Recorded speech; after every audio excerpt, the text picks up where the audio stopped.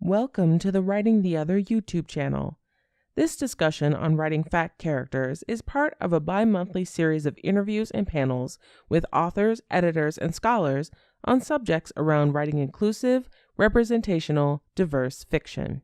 It's part of our commitment to creating free resources for writers alongside our online classes and webinars, all available at writingtheother.com. This month, we interviewed Marianne Kirby, author of Lessons from the Fatosphere, plus the gothic horror novels Dust Bath Revival and Hogtown Market.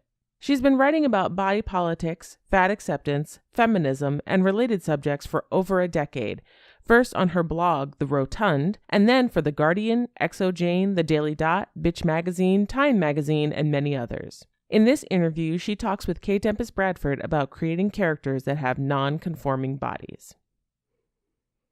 Marianne Kirby, you're very fabulous. Thank you for joining me for this interview. I appreciate it. Thank you. I thought for a second you were going to say you're very fat. And I was like, that is true. I mean, it's sort of the subject of this discussion today, but it's not something I would generally say to you, actually. So Kirby, you're very fat. Well, yes, that is actually accurate. Indeed. So actually, this sort of leads into the first question that I wanted to ask you around the writing of characters who are fat plus size, or writing about people, like if you're writing nonfiction. There are a lot of terms that can be thrown around. Fat is one of them. Plus size is one of them. Zoftig, like there are many terms. So to start with, like, if somebody's like, I want to use the right term, the PC socially correct term, what term should they be using to refer to people who are large? I feel like if you are writing fiction, the word you choose is going to reflect or create out of whole cloth the sort of the reader's experience of how your character perceives their body. So like when I write fat characters, they call themselves fat because they don't have a negative association with the word fat, and it's a factual term. And it's just a descriptor, you know? I find terms like plus size and overweight to be really industry terms. I mean, overweight is really medicalized. Plus size is really something we borrowed from the clothing industry. So when you're making choices about how to write about fat characters in fiction, you know, all of those terms are fair game. But if you're wanting to portray a character who doesn't have that sort of baggage about their body necessarily, if you're looking to, you know, grasp onto the sort of social justice terms that we use, then fat is really the one. And I feel like in nonfiction especially, you know, fat is really the term that I encourage people to use without fear, because that's how we normalize the term.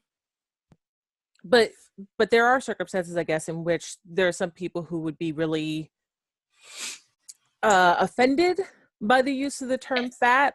So if you're writing a character who either has that, who does feel that way, or like maybe somebody who would be talking to them or thinking about them feels that way, what are some of the ways that you have dealt with that in your own fiction and that you would advise people to deal with? Like, how does that get brought up? So, I mean, in fiction, if you are really writing that conflict, you have to lean into that conflict, and you have to know that you're going to alienate some readers, and you're going to reflect the lived experiences of some readers. It's I think the balancing act we play with any sort of identity is that nobody has this monolithic experience. So a good example, I read some YA years ago where the main character, who was not even particularly fat, looked in the mirror and was sort of like mushing her pudgy belly. And I was like, I can't finish this book, because she was doing it with like this degree of self-hatred.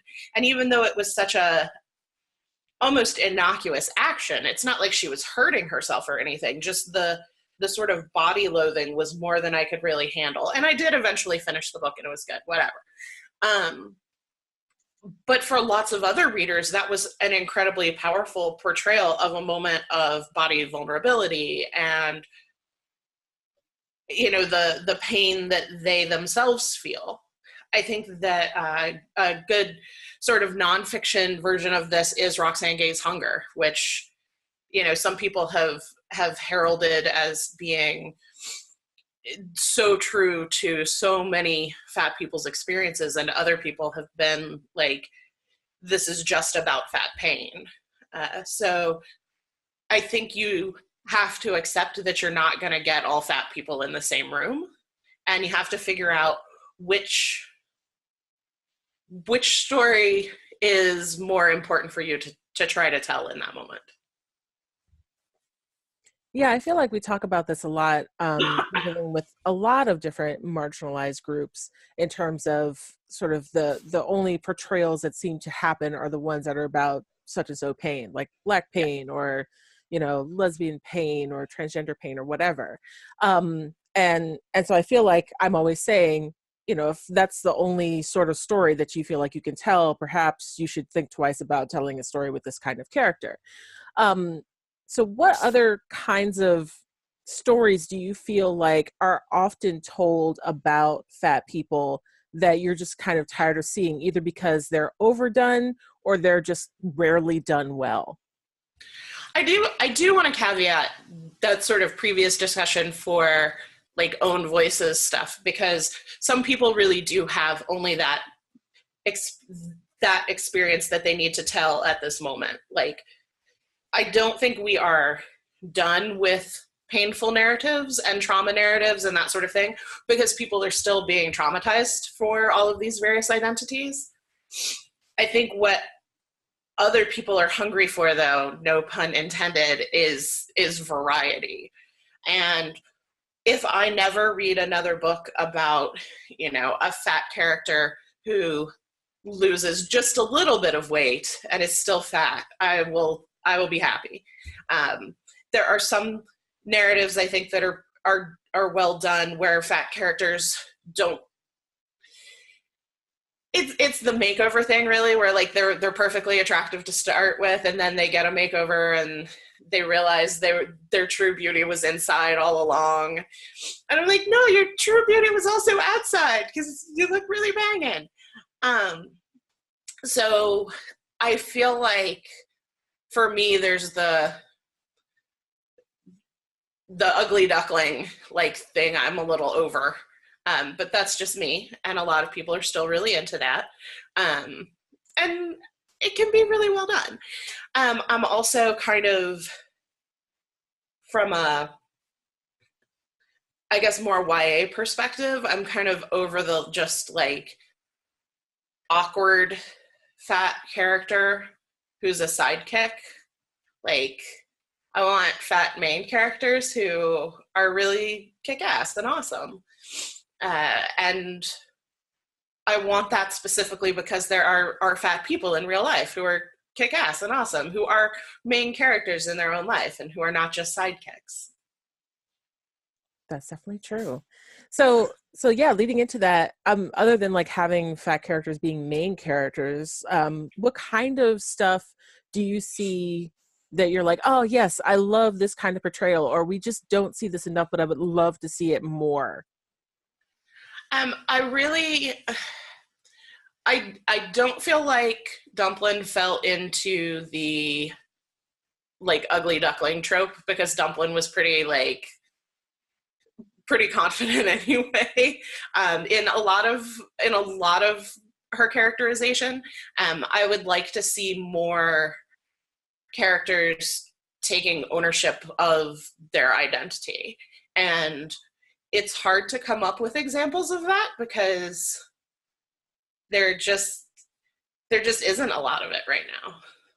It's hard to come up with stuff too because like the number of books that are about fat people are really, really small, and they're not usually published by major houses. So sometimes it's hard to find them even when they do exist.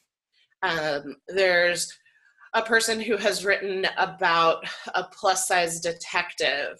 Even the people who are doing stuff are not necessarily easy to find because, I mean, what, you go to your friendly internet bookseller and there's however many millions of books, and what, it's all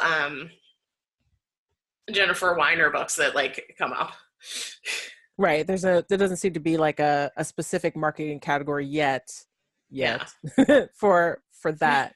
But I also think that just in general, there just aren't a lot of, protagonists or even side characters who are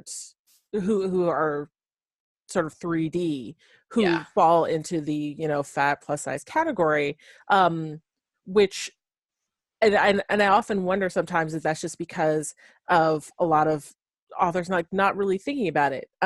One of the first things we do when we teach writing the other classes is we give our students a worksheet, and it has like all these identity categories listed on it, and we're like, fill out the identity categories for your characters and then take note of like which identity categories you don't have anything for. So we have age, race, sexual orientation, gender, like all these things. And then what will often happen is the students will be like, oh, I never really thought about like what religious or spiritual background my character has or what their sexual orientation is. I just sort of like defaulted to straight for all of them. And so like there's gaps in those things, but like then also there's is your character skinny? Are they average for the people that they're around? Are they larger than average? Like that also just like doesn't get thought of until somebody actually says, well, can you tell me about this aspect of your character? And they're like, wait.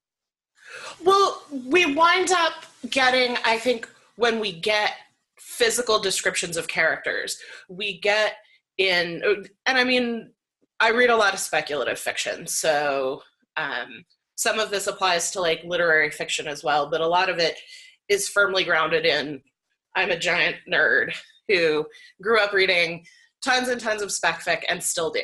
So sci-fi, fantasy, horror, whatever. And a lot of times a character's body and the way they are described is supposed to tell you something about their morality, their characterization. Your heroine is beautiful and lithe, and I hate that word. And your hero is like muscular and like beefcake and whatever. And it's supposed to shorthand things. And then one of the things you get in different schools of literature is playing against those types sometimes. In Southern Gothic stuff, sometimes the most beautiful people are really the most foul, right? But the problem with that is that by shorthanding physical characteristics, you're implying that physical characteristics indicate the morality of a person, even if you're playing with the meaning of that. So it gets messy, and it gets really problematic when stuff becomes a trend and then spills over into the real world. So I think one of the things that often happens is that people don't think about bodies because they're defaulting to sort of their experience as they stereo view through the world.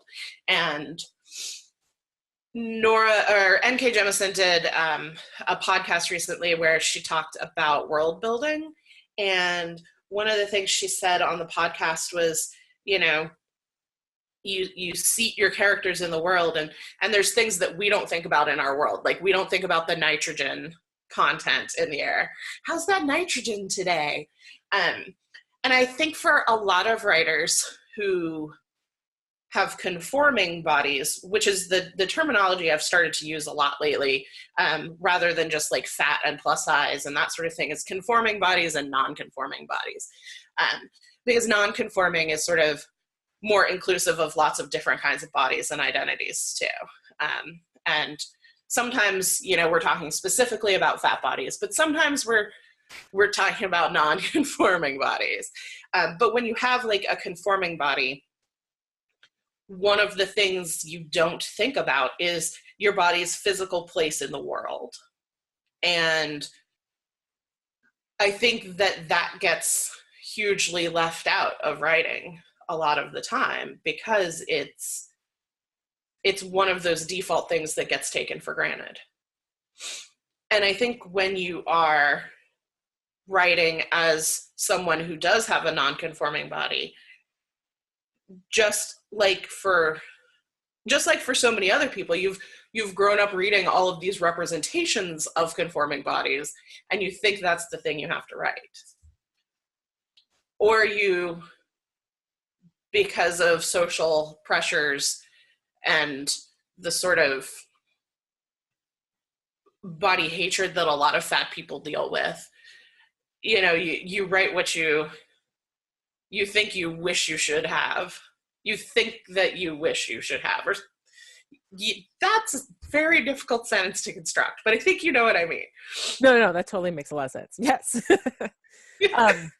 And yeah, and thinking about the fact that, like, say, okay, so non-conforming bodies and how that changes depending on like the other identity aspects of the person. For instance, like in our modern American culture, it's much more conformingly acceptable, I guess, if that's a term, for a man to be larger and to take up space than it is for a woman to be larger and to take up space. And women are often like expected to sort of pull themselves in to make room for the men, even when the men don't necessarily need all the room that they're taking up. They're just like, I'm just gonna man spread. You're like, why? You don't need all that room. Well, like, another example of that as a double standard is sitting on an airplane. Like, if you've ever sat on an airplane next to a dude whose shoulders are like this wide, he doesn't fit in that damn seat either. Like, because his shoulders are halfway in my seat. So I think fat women get a lot more airplane anxiety and get a lot more shit because the armrest is the thing that people gauge by. And that's all your hips and your butt. And, you know, men just kind of like plop in there and then they like sprawl their shoulders out. Not that shoulders can sprawl, but you know what I mean. They do. They grow. They grow once you get on an airplane. Yeah. Right. So, and there's very little discussion of how all that plays into, like, how what the airlines are doing plays into that. They're always like, no, you just have a terrible body. It's like, no, it's in this crap. So, I mean, I feel like when you look at those two people both trying to fit into a 17-inch airplane seat, like, only one of them gets labeled non-conforming is what I meant. Right. And that's something that I think writers need to think about, whether they're writing fiction that's, you know, in our world or meant to mirror our world, or if they're writing speculative fiction, because then it's like, okay, what does a non-conforming body look like in the world that you created or in your future society or whatnot, and what does that mean for the people who have non-conforming bodies and who have conforming bodies?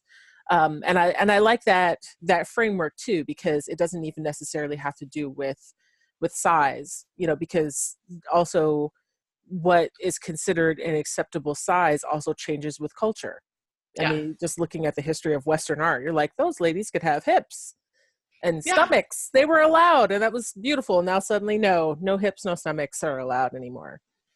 I think about it a lot in terms of how the world is designed. And this is something where fat politics and disability politics often find themselves like allied a great deal, because so much of being fat is not my fat body is terrible. It's, gee, that chair with arms sure does make it impossible to be a fat body at this restaurant.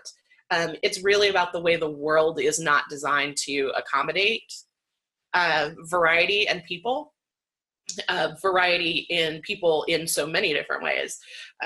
And one of the things I think about often is if you go to Disney World in Orlando, like, and you ride the older rides, like, they were designed with the idea that an entire family would be on them. So old people who may not be as spry, small children, you know, parents, whatever. So they really went this sort of extra mile to make their rides accommodating.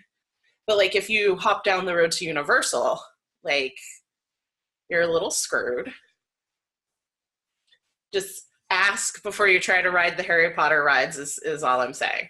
Like, you might be sad. You might be like crying into your butterbeer. Not that I've ever done that. Yeah, and it is a very striking difference, because I've had that experience as well, where it's like getting on a Disney ride, you're like, whoop, I got on. Yeah, I went through that ride, and getting on a Universal ride is like, am I going to be able to get on this ride? Yeah. And yeah, but there's no warning about that beforehand, which is another thing, like no sort of like thinking ahead to, we may not be able to accommodate you. Whereas with Disney, there's more of an idea of, we should be able to accommodate you, let us help. Yeah. And I think from a fictional character's perspective, even if you are not writing someone who is still sort of stuck in a compulsory weight loss mindset, like, it's hard to shake that, okay, how difficult is it going to be to interact with the world today? You know, I think that's something that sometimes gets lost. It's maybe a case of people writing wish fulfillment, but I think that's something that is important to writing realistic fat characters, is, you know, either explaining how the world, you know, does accommodate them in not like explaining expository way, but in a way that makes sense for the world, or, you know, letting that be a moment for your character sometimes. Are there any other things any advice that you would impart to writers who are thinking about creating characters who are fat, like things that you're like, please don't do that ever, or please do this because we don't have enough of this? Any last thoughts on that? So I think that a lot of people write fat characters in sort of the villainous roles.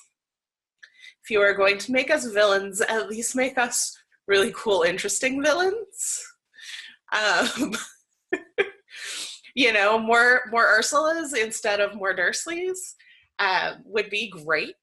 But also, I think that there is this, and it goes back to that, using fatness as a shorthand for, you know, greed and overconsumption and ravenous hunger and just being like grasping and sniveling and that sort of thing. I think that when you try to use that shorthand, you wind up insulting your readers of all sizes, because you're insulting your fat readers by saying, well, you're fat and you're gross, but you're insulting your thin readers as well by like not trusting them to get that, you know, villainy comes in all shapes and sizes. I think that I would be really excited to see fat characters who are physically capable, because fat people are so physically capable in so many different ways. And they may not be like a sprinter, but they may be a weightlifter. You know, I know so many incredibly strong weightlifting fat people. And I'm like, gee, it sure is a shame that you literally never see that in, you know, in writing about how just physically strong fat people are. And I would really, really love to see fewer fat people portrayed as like sweaty and sloppy and not put together. Because if it's 97 degrees out, literally everyone is sweaty and sloppy. why are you picking on the fat guy? Because that's often like a fat guy, like shorthand descriptor, right? Like how his shirt's untucked and he's drenched in sweat. And I'm like, well, so is the guy who stood next to him on the subway. And just like with thin people, there's such a wide variety of presentations and identities within fat bodies. It's one of those things that is such an such a point of intersection with so many other identities for so many different reasons that you can't just say, okay, I'm gonna write a fat character. Like, you have to write a fat character, you know, with all of these other things, because that's what actually fat people are. At the same time, you know, you have to acknowledge that fat people exist. There's fat people everywhere. I know, right? So it would be really great if there were, you know, some fat people in your book. So because I have always been fat, I mean, since I was a child, and I have been a variety of sizes, like, I don't actually know how I would write a thin person in my writing style, which tends to be really body forward, because the experience of moving through the world in a body like mine, like, is something you're sort of constantly aware of, right? Like, you don't get the luxury of that just complete ability to ignore it. I think that as writers, that's, I hate to say a good thing, but I kind of feel like that's one of the things that differentiates Own Voices writing really, really well from literature that does not take that sort of perspective into account, because the level of craft that goes into writing non-conforming bodies and other identities, it is, you know, that's really demanding. And I think, as if I were a new writer who were starting to think about populating worlds with a variety of bodies, that might seem kind of intimidating, because I wouldn't necessarily want to get it wrong. I would probably be dealing with a lot of internalized assumptions about bodies, because that's something too. If you've never been involved in body politics and you are coming to non-conforming bodies, but particularly fat bodies, solely through writing, you're gonna need to unpack a lot of assumptions about what it means to be fat before you can effectively portray fat characters on the page. Like, we don't generally sit at home and like cry into a gallon of ice cream about how we're alone forever. No more than the regular person with, you know, their conforming body does. Everybody has binged something on Netflix. So I think that I think that that's where the real challenge is. Like, as an Own Voices writer of fat bodies, I get to feed a lot of my experience into it. But if somebody is coming into writing bodies of varying sizes, I am going to say one of the things you need to do is get involved specifically with reading the literature of fat acceptance, not body positivity, which is sort of the de-radicalized version of fat acceptance, but fat acceptance itself, which is, you know, body liberation over the years, which is super applicable to thin people as well, and is good for bodies of all sizes, but which is specific to fat bodies. And it's got a lot of radical notions in it, and I mean, you may not even agree with all of them. I don't care. You still have to read it if you want to like write an effective fat character, because fat people are not all involved in fat acceptance, but fat acceptance is one of the places you are going to hear fat people talking with incredible honesty about their bodies and their lived experiences of being in the world as a fat person. And you are probably going to be exposed to things that you did not even imagine happening in the world. And you are going to be forced to confront your own internalized sort of assumptions about what fat bodies are and are like. Even if it's just thinking you know how much a person weighs or what their health is by looking at them, which you can't do. So I hate to like say you have to get political about it, but I can't help but feel a fat body is always political. You know, as much as we're like, but it's art. No, it's also politics. At least that's the way that it is in terms of how we have to think about it. Yeah. As writers who are entering into a new territory that is unfamiliar to us, it's going to be political in some kind of way. So yeah. Well, I also hate the whole like, oh, it's art because like it's art because it says something, right? Like that kind of makes it inherently political. And I mean that's an entirely different philosophical conversation, I guess. But also I'm the one on this video conference with you, so suck it, people who think that art is not inherently political, basically. I'm with you. With you. Well, Marianne, thank you so much for joining me today. Thank you for your knowledge and your expertise and for sharing it. I really appreciate it. Thanks for being fat with me. Yay! Yay! Thanks for watching this interview. If you'd like to learn more about how to create inclusive fiction that avoids problematic pitfalls, you can follow us on Twitter or Instagram, join our community on Facebook, or take a class at writingtheother.com. Want more videos like this? Consider supporting us on Patreon. If you do, you get discounts on classes, access to exclusive Q&As, and more. Don't forget to hit subscribe here as well.